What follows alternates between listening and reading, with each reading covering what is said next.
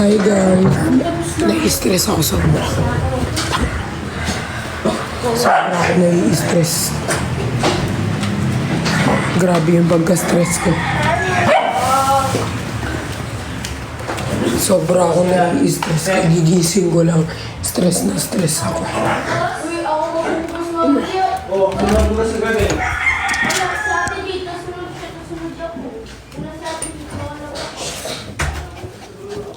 Sobra akong nai-stress. Like, very stress talaga. Nakakainis. Nai-stress ako guys kasi sobra ako nai-stress. Kasi wala man akong ano eh. Naiinis ako.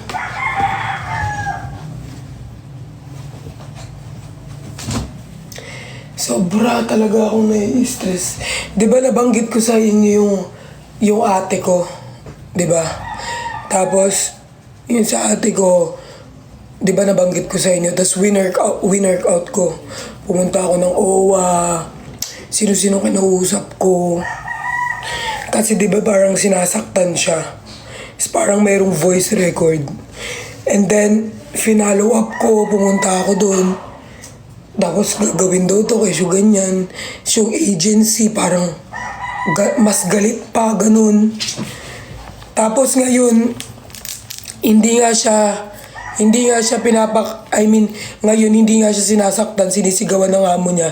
Hindi naman siya pinapakain, 2 days na. Tawag lang ng tawag yung ate ko. Stress ako, promise. Kasi yung ate ko, sobrang ano niya ni, sobrang lakas.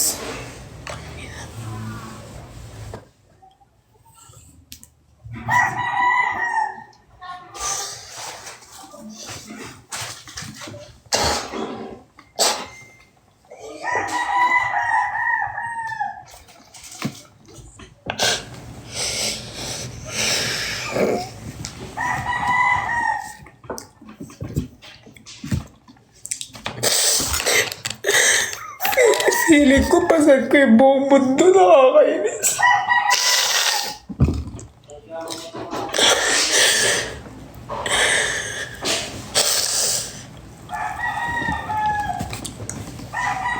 Kasi guys, sobrang lakas ng ano ko eh, ng ate ko.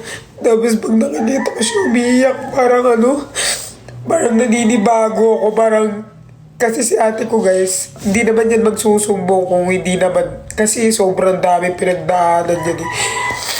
Parang pag nakikita ko siya na umiiyak, parang feeling ko sasabog ako ganun. Parang sobrang lakas kasi nun eh. Tapos, alam mo yun, kausap mo yung agency pero parang mas matapang, ang natapang nila kausap. Parang hindi sila maayos kausap. Parang, yun nagsabi kasi ako sa agency, parang sinabi nila parang, ano ba yun, hindi naman sinaktan eh, parang hihintayin nila may mamatay bago may kumilos. Ganun kasi tapos sasabihin nila parang, naiinis ako kasi feeling ko like, ang galing ko magpasaya ng ibang tao pero lagi akong durog na durog every time tumatawag yung ate ko. Parang sobrang sakit. Naiinis lang ako guys kasi parang walang nangyayari, parang walang kumikilos. Tapos sabi ng ate ko, pag hindi ako na pull out ngayong katapusan, ipapakulong ako. Ang hirap makulong sa ibang bansa eh. Parang sobrang nakakapanlambot habang ako dito sa Pilipinas. Goods naman yung buhay ko pero yung ate ko doon kung hindi sasaktan, hindi pa kakainin.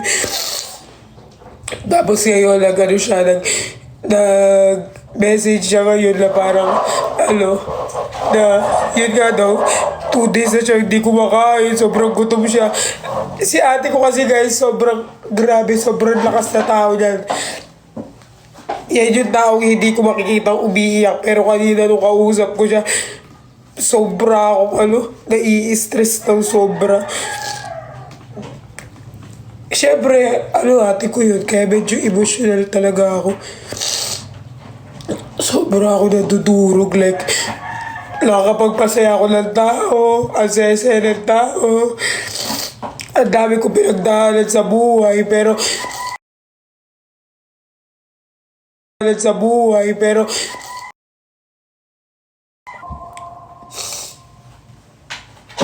sobra ako nadudurog. Tangina. Parang ano, parang sobrang ano sa akin ng ano. Parang ano sa akin ng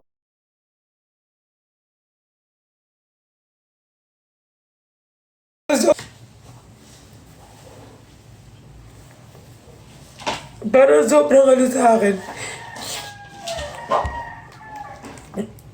Actually, ayoko nang ilabas. Parang gusto ko suluhin. Pero dahil na durog, parang nadudurog ako eh.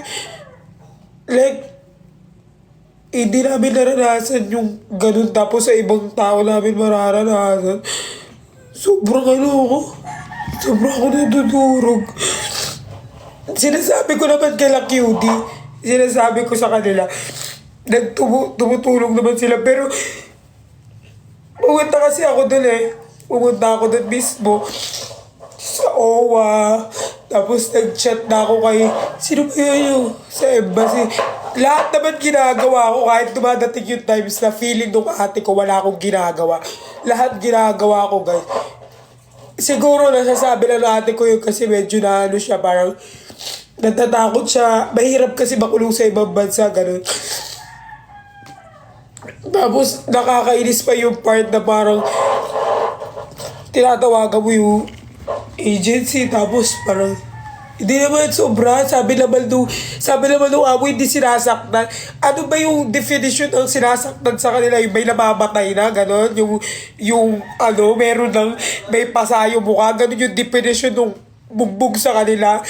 Tapos sasabihin nila kapag pinunta ng bangkay na lang sa Pilipinas, sabi nila, kesyo ganyan, kesyo ganito. Nakakainis yun, parang, ina may ginagawa ka naman eh. Pero feeling ko,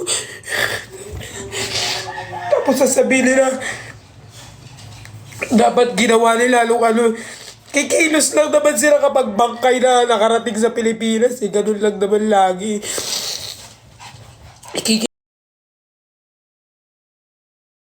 Lagi. Lagi. Lagi.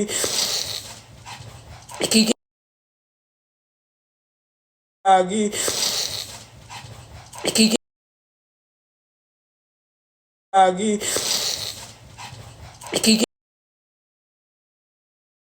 Lagi.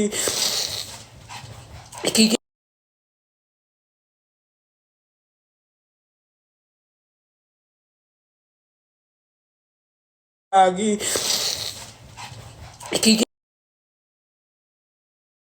Lagi.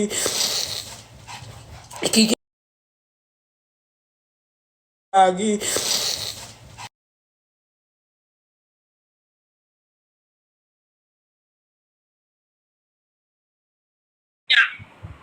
Napin